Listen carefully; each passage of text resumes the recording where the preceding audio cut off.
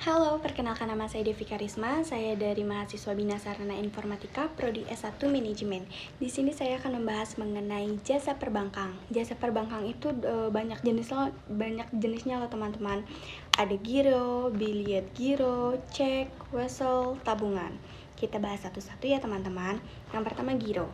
Giro adalah simpanan pihak ketiga kepada bank yang penarikannya dapat dilakukan dengan mempergunakan cek, kartu ATM, surat perintah, pembayaran lainnya, atau dengan cara pemindahan buku antara lain biliet giro.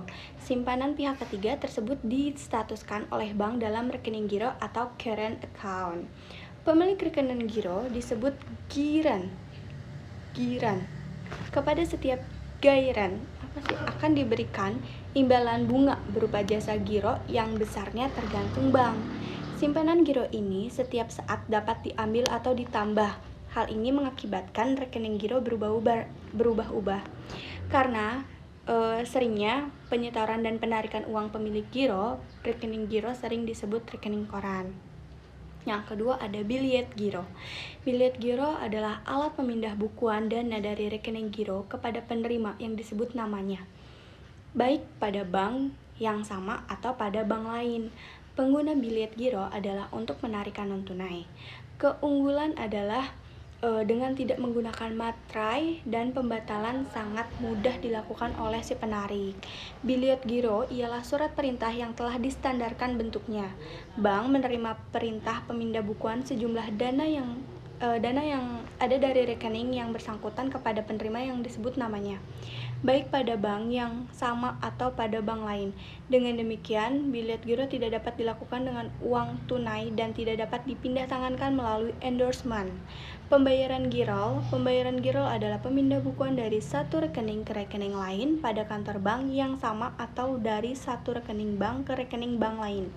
Biasanya pemindahan buku dari suatu rekening bank ke rekening bank lain dilakukan melalui lembaga clearing dengan cara tukar-menukar surat berharga, dalam hal ini biliet giro. Seperti itu untuk biliet giro. Nah, kita lanjut ke yang ketiga, yaitu cek. Cek itu adalah perintah kepada bank komersial dari orang yang menandatangani untuk pembayaran sejumlah uang yang tertera pada lembar cek tersebut kepada si pembawa atau orang yang namanya disebut di atas cek tersebut. Menurut ketentuan undang-undang, pada cek harus disebutkan 1. Perkataan cek dalam bahasa yang dipergunakan pada cek itu, dan 2. Perintah pembayaran sejumlah uang, 3. Nama yang kena tarik atau bank yang harus membayar. Biasanya sudah dicetak pada bank itu sendiri. 4. Nama tempat pembayarannya. 5. Nama tempat dan tanggal cek itu dikeluarkan. Dan 6. Ke tanda tangan yang mengeluarkan cek atau penarik.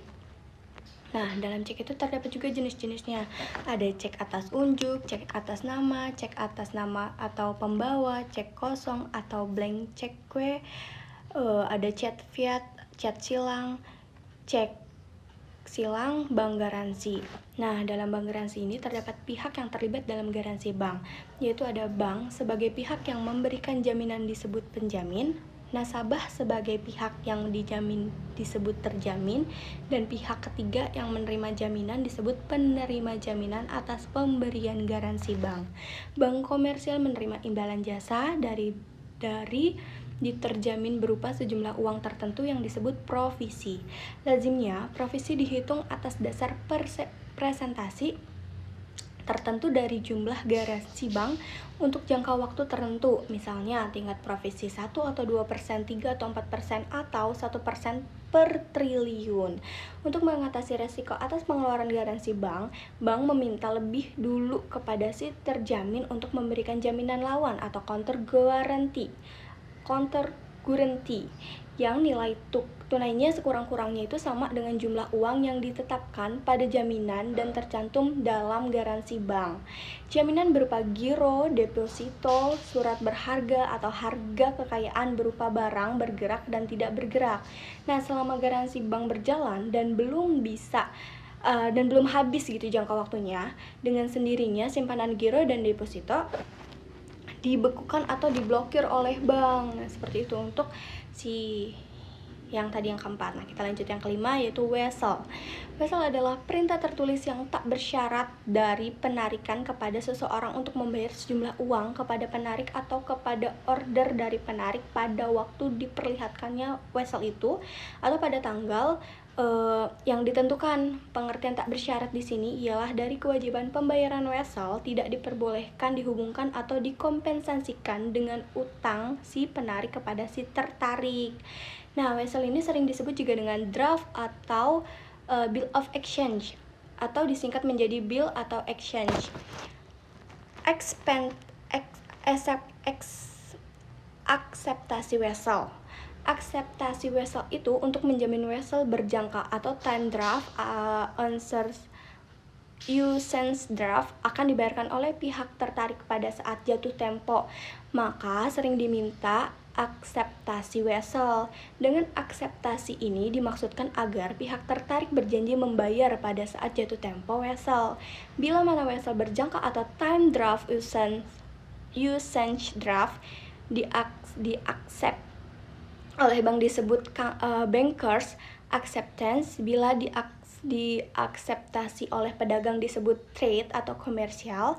Accept change umumnya bankers accept change lebih mudah diperdagangkan atau marketable daripada komersial acceptance. Cara penagihnya yaitu ada dua. Yang pertama ada claim atau cash draft. Untuk memperoleh pembayaran, si penerima cukup menunjukkan bukti diri dan menandatangani terima, sama halnya dengan kiriman atau transfer uang pada biasanya. Yang kedua ada documentary draft. Pembayaran atas draft dilengkapi dengan dokumen pengiriman barang sesuai dengan yang diminta, termasuk bill of lading, airway bill, dan sebagainya. Nah, yang terakhir dalam jasa perbankan itu ada tabungan. Tabungan adalah simpanan dari pihak ketiga kepada bank yang penariknya hanya dapat dilakukan menurut cara-cara tertentu. Tabungan merupakan simpanan masyarakat yang biasanya masih dapat dikatakan murah sejak dikeluarkannya Paket 27 Oktober 1988 atau Pakto 27. Pemerintah memberikan kebebasan kepada bank untuk menciptakan tabungan. Sarana penarikan tabungan yaitu ada buku tabungan, slip penarikan, kwitansi, kartu yang terbuat dari plastik. Nah, sekian materi yang telah saya sampaikan atau tugas lembaga keuangan yang saya sampaikan pada hari ini. Semoga dapat mudah dipahami dan dapat dimengerti. Sekian dan terima kasih. Sampai jumpa di tugas lembaga berikutnya. Bye.